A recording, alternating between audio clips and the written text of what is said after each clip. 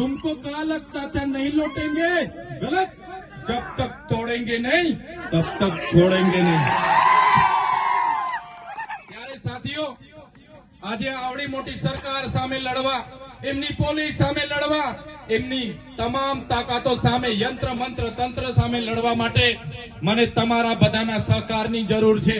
આમ આદમી પાર્ટીના તમામ યોદ્ધાઓ આજે મહેનત કરે છે, ઈમાનદારીથી લોક સેવા કરે છે, પણ એમને સત્તાની જરૂર છે। ત્યારે આવનારી તાલુકા અને જિલ્લા પંચાયતમાં તમારા બધા જ લોકોએ મહેનત કરવાની છે, તમારા બધા જ લોકોએ પ્રયાસ કરવાના છે અને આવનારી તાલુકા અને જિલ્લા પંચાયતમાં આમ આદમી પાર્ટીની અહીંયા સત્તામાં બોડી બનાવવાની છે। એ વિનંતી કરવા માટે હું તમારી વચ્ચે આવ્યો છું।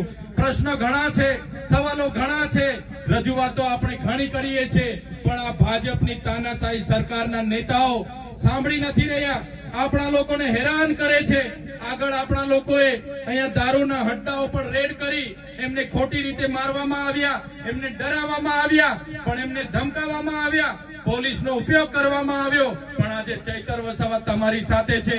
આજે આમ આદમી પાર્ટી, અરવિંદ કેજરીવાલજી, ઈસુદાન ગઢવીજી, ગોપાલ ઇટાલિયાજી, આજે બધા જ અમે તમારી સાથે છે।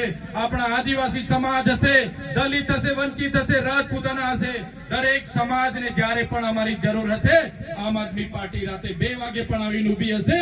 બસ તમારા સહકારની અપેક્ષા અમે રાખીએ છીએ અને એ સહકાર તમારો અમને આપતા રહેજો, એ સહકાર અમને આપતા રહેજો, તમારા આશીર્વાદ અમને આપતા રહેજો, આ જ પ્રકારનો તમારો પ્રેમ, તમારો ભાવ અમને આપતા રહેજો અને આવનારા દિવસોમાં ફરી તમારી વચ્ચે આવીને તમને મળીશું અને આવનારા દિવસોમાં આગળ વધીશું। એ જ વાત સાથે આજે અમને અહીંયા બોલાવ્યા, અમારું સ્વાગત કર્યું, સન્માન કર્યું, અમને તમે શાંતિથી સાંભળ્યા, એ બદલ તમામ લોકોનો હું ખૂબ ખૂબ આભાર માનું છું। ધન્યવાદ, બધાનો ખૂબ ખૂબ આભાર, ધન્યવાદ। જય ભારત।